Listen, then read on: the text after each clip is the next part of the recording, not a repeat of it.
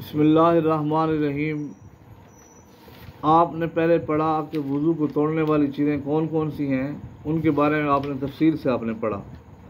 آج ہم پڑھیں گے وہ چیزیں جو وضو کو نہیں توڑتی، وہ چیزیں جو وضو کو یا وہ چیزیں جن کی وجہ سے وضو نہیں ٹوٹتا، یا وہ چیزیں جن کی وجہ سے وضو نہیں ٹوٹتا، وہ کون کون سی ہیں؟ توجہ۔ تو علماء فرماتے ہیں ایسا خون جو اپنی جگہ سے بہے نہ، ایسا خون جو اپنی جگہ سے بہے نہ۔ جگہ خون کی جگہ اس کی رگ ہے، یاد رکھیں، خون کی جگہ کیا ہے؟ اس کی رگ ہے۔ جو ہی کوئی چیز، نوکدار چیز، یہ سائنس پڑھنے اور پڑھانے والوں، ہمارے جسم کی کتنی تہ ہیں؟ 6، یہی کہتے ہو آپ لوگ؟ ہاں جی، کتنی تہ ہیں؟ 6 تہ ہیں۔ کتنے تہ ہیں؟ 6 تہ ہیں۔ کوئی چیز، نوکدار چیز چیرتی ہوئی ان 6 کی 6 تہوں کو جب کسی رگ کے اندر پیوست ہو جاتی ہے، ادھر سے جو ہی پیوست ہوگی، وہ جو وہ نالا ہے خون کا، جب اس کو چھوئے گی تو وہ خون اپنی، وہ ہے اس کی جگہ، خون کی جگہ وہ ہے، وہ نالا یا وہ رگیں۔ عام طور پر جو میں نے اگلے دن بھی آپ کو عرض کیا تھا، یہ جو عام ہم یہ سمجھتے ہیں جب خون اوپر ہو جاتا ہے، ہم کہتے ہیں دیکھو جی یہ تو صرف اوپر ہی ہے، ابھی تو بہہ تو نہیں۔ یہ نہیں بہا، اس بہنے سے مراد بہنے سے مراد اپنے محل عن محلی ہی، خون کا محل کون سا ہے؟ اس کی رگیں ہیں، اس کی رگیں ہیں۔ وہ جو ہی نوکدار چیز چیرتی ہوئی اس تک پہنچ جائے گی اور خون اپنے اس محل سے نکل آئے گا تو وضو ٹوٹ جائے گا۔ آج کلیئر ہو گیا؟ چلیں جی آگے چلیں۔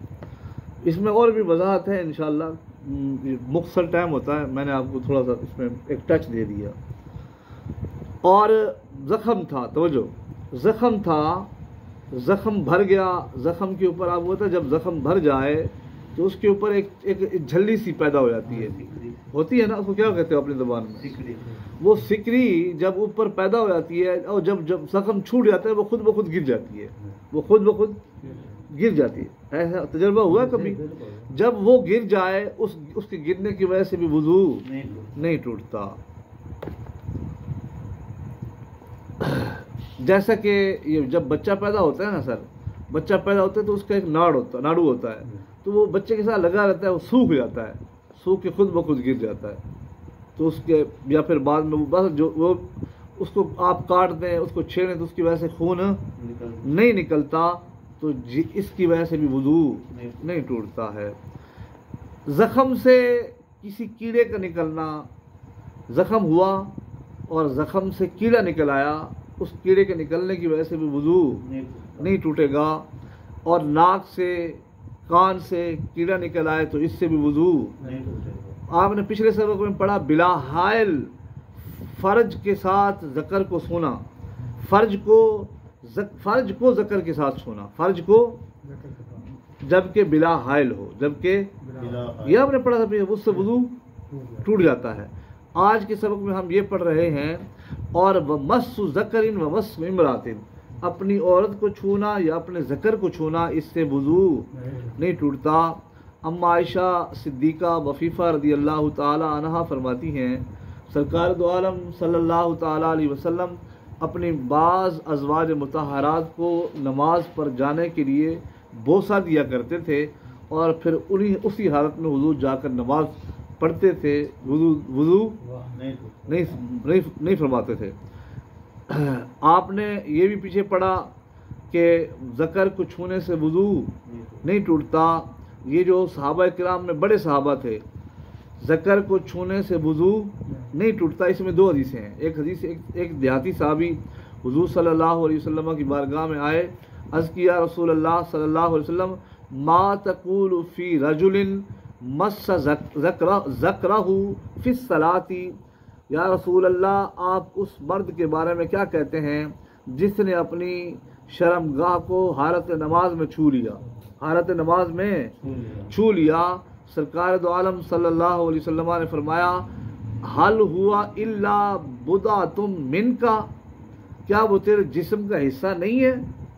کیا بولتے ہیں جسم کا، یعنی جسم کے باقی کانوں کو، گالوں کو، باقی اعضاء کو جب آپ ہاتھ لگاتے ہو تو کیا اس سے وضو ٹوٹتا ہے؟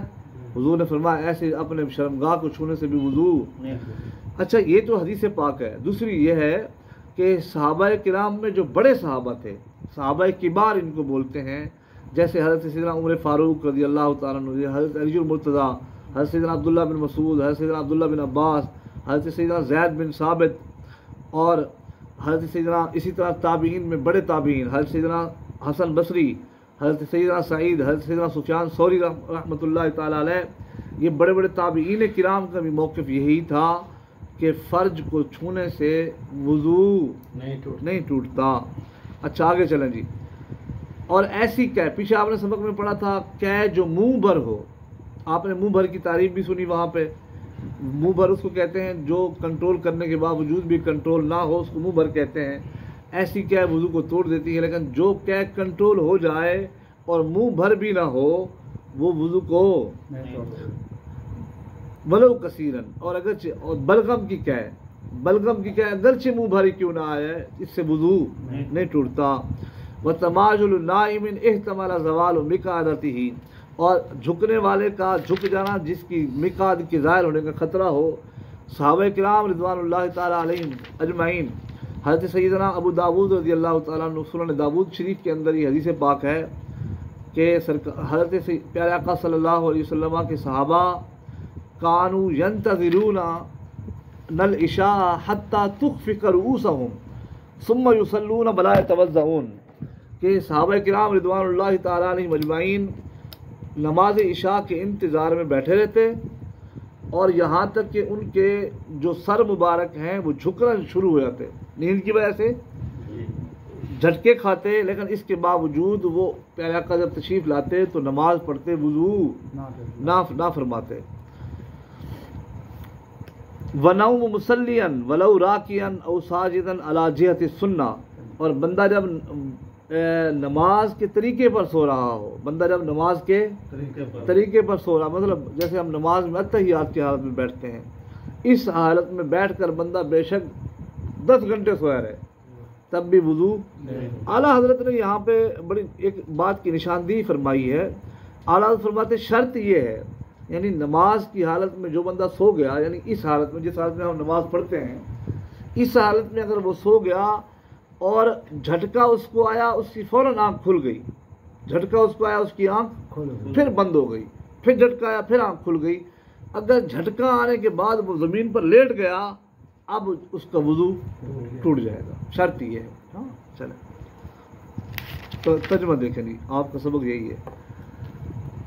10 چیزیں ہیں، عشرۃ اشیاء لا تنقض الوضوء، ظہور دم لم یصل عن محلہ، ایسا خون کا ظاہر ہونا جو اپنے محل سے جاری نہ ہو، وسقوط لحم من غیر سیلان دم، اور گوشت کے ٹکڑے کا گرنا جس میں خون نہ ہو، جس میں خون نہ بہے، جس میں خون، جیسے کل عرق المدنی الذی یقال له رشتہ، جیسے عرق مدنی یعنی وہ ناڑو جس کو فارسی کے اندر رشتہ کہتے ہیں، وخروج دودۃ، اور کیڑے کا نکلنا، من جرح زخم سے، واذن اور کان سے، وانف اور ناک سے، ومس ذکر اور ذکر کا چھونا، ومس امرات اور اپنی عورت کو چھونا، وقیء اور ایسی قے ہو، لا یملأ الفم جو منہ بھر نہ ہو، وقیء بلغم ولو کثیرا، اور بلغم کی اگرچہ منہ بھری کیوں نہ ہو اس سے وضو، اور تماجل النائم اور جھک جانا سونے والے کا جس کی مقعد کے ظاہر ہونے کا احتمال ہو، اور ونوم متمکنا،